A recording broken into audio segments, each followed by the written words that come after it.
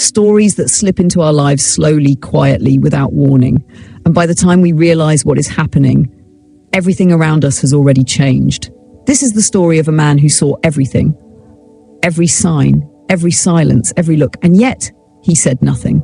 My name is Elena Warren. I'm 34 years old, and for 7 years I was married to a man who had lived almost a whole lifetime before I even knew what I wanted from mine. His name was Richard Warren. And at 66 years old, he carried the calm dignity of someone who had seen the world, fought his battles, and survived everything except time. When I met him, I was fragile. He was stability. He was kindness. He was safety. He gave me a life I didn't think I deserved. But time takes pieces of us without asking for permission. Richard began to slow down. He slept more. He walked less. He spoke softly. And the hardest part for him was knowing that he could no longer be the husband he used to be. You don't need details. You already understand. For a man like him, losing that part of himself was like losing his identity. I tried to comfort him. I told him that love was more than physicality. But his eyes told me he didn't believe me. The silence between us grew heavier every month. The house felt too big for the both of us. And then one day, he made a decision that changed everything. He hired someone to help with the property, a gardener, a driver, a pair of hands to replace the strength he no longer had. His name was Michael Brooks, 30 years old, strong, calm, respectful, and alive in a way that Richard no longer felt. The first time I saw him, he was trimming the hedges under the California sun. Sunlight hit his shoulders. His movements were precise, controlled, confident, and for a moment, I felt something I hadn't felt in a long time. I felt visible. Richard noticed. He noticed everything. Men like him always do. Michael was never inappropriate, never too close, never careless, but his presence alone created a contrast that Richard could not ignore. And little by little, something inside me woke up. Not desire, not attraction, something simpler, the feeling of being a woman again, not just a caretaker. One afternoon, while Richard slept in his chair, I took a bottle of cold water to Michael. We talked, just a simple, harmless conversation. But the air, it felt different.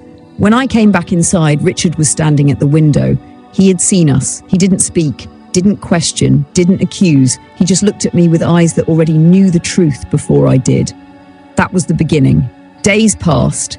Michael became part of the rhythm of the house, fixing the garden, repairing things Richard no longer could, lifting tools, carrying weight, doing the work of youth in a home that was growing old. Every time he said, "Good morning, Mrs. Warren," my heart reacted in ways I didn't understand. And Richard saw it all. One evening, he sat on the edge of our bed and asked, "Elena, are you still happy with me?" I lied. "Yes, Richard, I am." He nodded, but his eyes said he knew better. Life continued like that, quiet, heavy, fragile. Then came the day when everything silently shifted. It was raining, rare, soft, delicate rain. Richard was asleep in the living room. Michael was in the garage organizing tools. I brought him a cup of coffee. He looked at me, really looked at me, and said, "You look tired these days."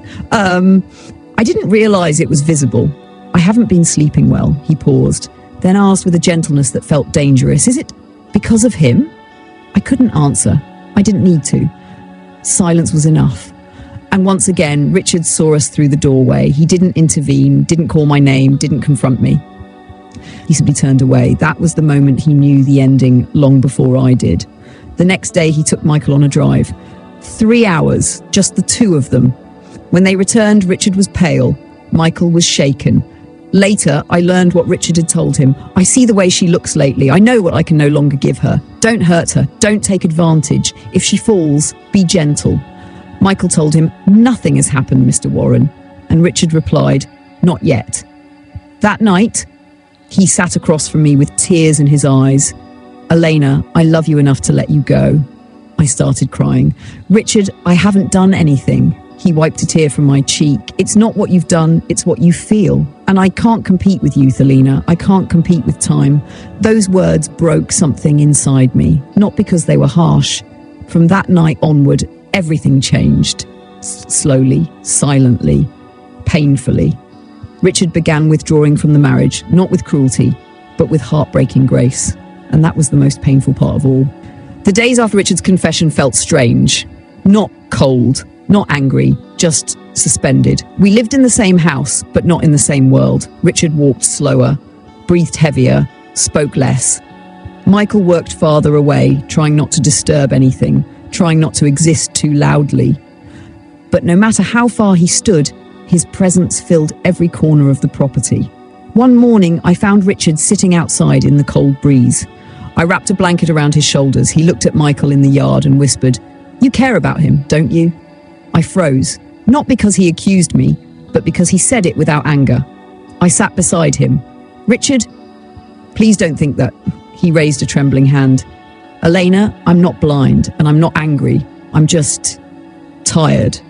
He looked at me with a softness that hurt more than any argument. The hardest part of growing old is not losing strength. It's watching the woman you love come back to life near someone else. I broke down crying. He put his hand over mine. "You're not betraying me, Elena. You're just breathing." Those words, they destroyed me. From that day on, Richard's health collapsed quickly. He fell in the bathroom one night. Michael and I helped him up. Richard looked at him with gratitude, not jealousy. A week later, Richard was hospitalized. When he returned home, he had made his decision. He called me into his office. He looked smaller, fragile, like the weight of his final choice was heavier than his illness. There was an envelope on his desk. "Elena, I've signed everything. The separation, the house, the finances. It's done." My voice cracked. "Richard, please don't do this." He smiled so gently it made my chest ache. "Sweetheart, I'm not leaving you. I'm letting you go." I fell to my knees, unable to speak. He brushed my hair softly. "You deserve a life that moves forward, not a life that circles around my shadow." The next morning, he left the house. A taxi took him away. He didn't look back. The silence he left behind was unbearable. Weeks passed. I waited for a call, a message, anything. Then one evening, a courier arrived with an envelope, a medical seal, Richard's handwriting. My heart started pounding. Inside was the last letter he ever wrote. "Elena, if you're reading this, it means my journey took me farther than Seattle. I didn't leave because of jealousy. I left because my heart was failing, literally and emotionally. The doctors told me long ago, but I couldn't tell you. I didn't want your love to turn into pity. I saw the way you changed when Michael appeared. And the truth is, it made me happy. Because I realized you were still alive inside. Don't blame him. Don't blame yourself. Don't blame time. I leave you the house, the savings, everything. All I ask is this: live, laugh, love again. If another man gives you what I can't, then my love for you was not in vain. Thank you for giving an old man the last years of peace he never thought he'd have. Goodbye, my love, Richard."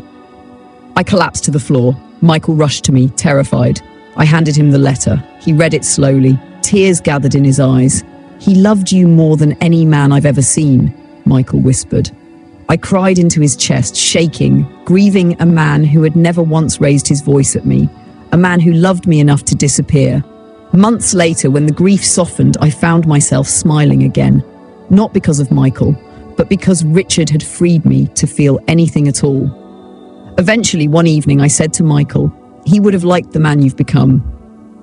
Michael lowered his head. "I'll never replace him."